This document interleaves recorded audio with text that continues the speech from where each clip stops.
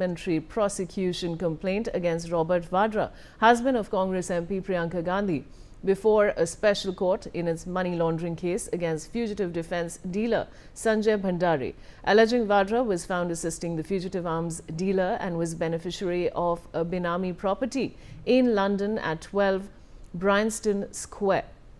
The latest supplementary charge sheet specifically mentions possession of proceeds of crime by him, tying him closely to Bhandari. The court has fixed December 6 as the next date of hearing to decide whether to take cognizance of the latest charge sheet. Based on the evidence it gathered during the probe, the agency had earlier confronted Vadra during his questioning on his association with the London property allegedly purchased by the arms dealer and about his connection with him. I have my colleague Anand Singh joining me with more details. Anand, what can you tell us about this big story? Yes, look, the way Indian ED has now named Robert Vadra, husband of Congress MP from Wayanad, Nagabi Vadra. So trouble for him does not seem to be ending soon, as this is another stress case involving Sanjay Bhandari, who is one of the fugitive arms dealers in India, in which he has been named as an accused. And a charge sheet has been named against Vadra as mentioning him as accused in the Rao Avenue court in Delhi. So clearly, Vadra, who has been facing multiple other cases and will be now also probed in this case related to Sanjay Bhandari, who is an arms dealer.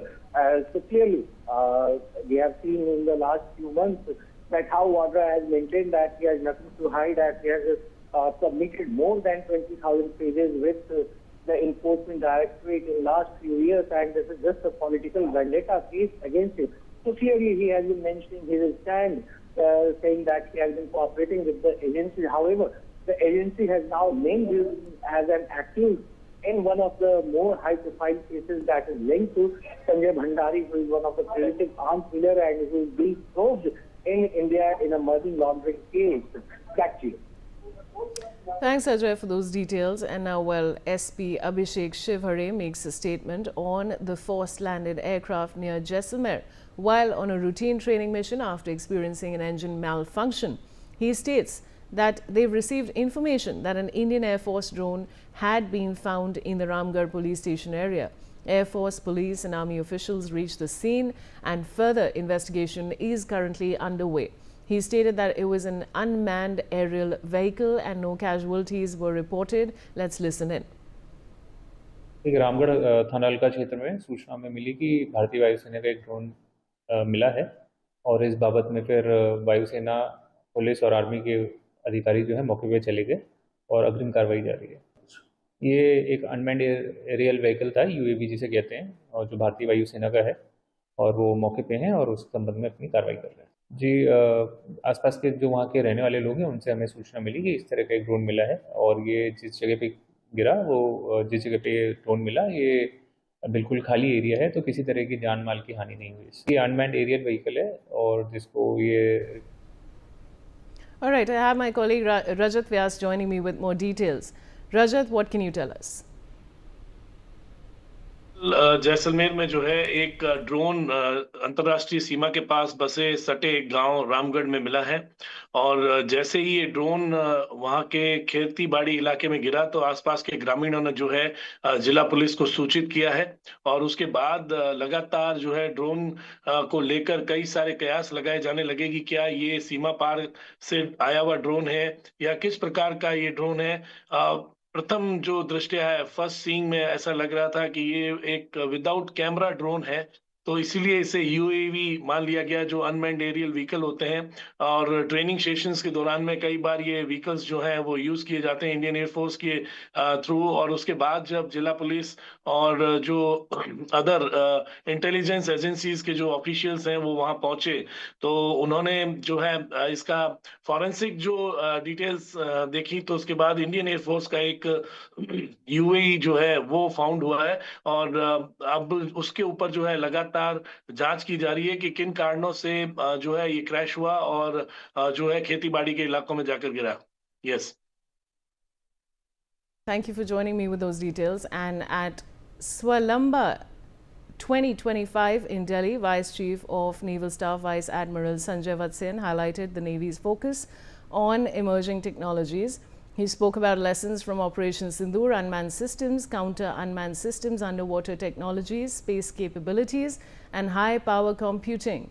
The Navy aims to leverage these technologies to stay at par with global standards. Let's listen in.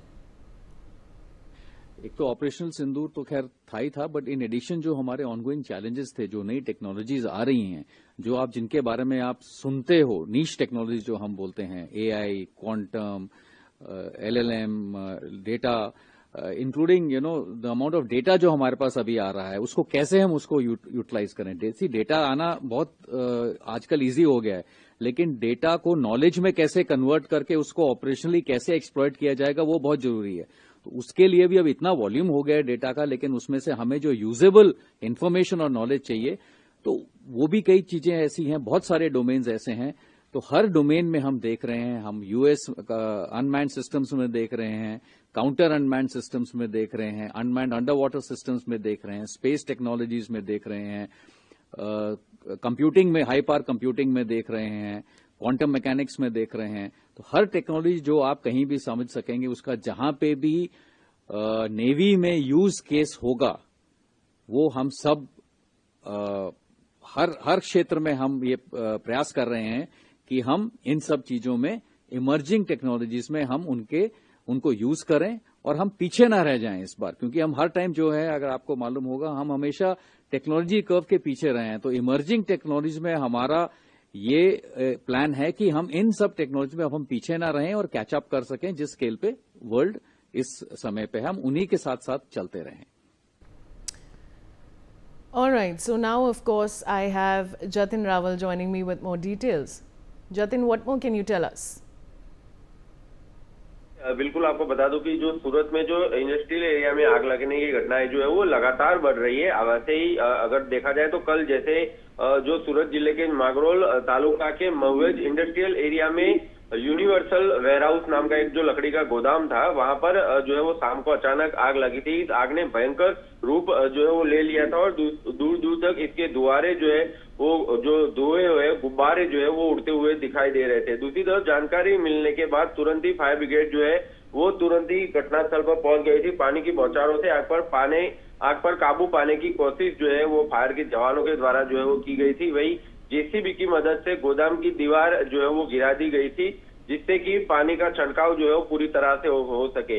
इसी के चलते जो है fire officer जो पृथ्वीराज सिंह नीनामा है, उन्होंने बताया था कि गोदाम में ये जो आग लगी है, इसकी ये भीषण आग का कारण अभी तक पता नहीं चल पाया, लेकिन हो सकता है कि शॉर्ट सर्किट की वजह से ये आग जो है वो लगी हो। उन्होंने बताया कि हमारी टीम को जैसे ही ये कॉल मिली थी, उन्होंने मेजर कॉल जारी कर दिया था और उन्होंने बताया था कि ये थोड़ी देर में आग पर काबू पा लिया जाएगा और 3-3.5 घंटे के अंदर ये आग पर काबू जो है वो पा भी लिया गया। लेकिन ये आग की घटनाएं जो है वो लगातार बढ़ रही है, क्योंकि जैसे महुएज में आग लगी दिन सुबह में ही सूरत में ही जो उमरा वेलंजा रोड है, वहां पर रंगोली चौराहे के पास भी एक शेड में जो है वो आग लगी थी और ऐसे में शाम को यहाँ पर आग लगी। आग की घटनाएं जो है लगातार वो बढ़ रही है। कहीं न कहीं सुरक्षा के कारणों के अभाव से, या तो जो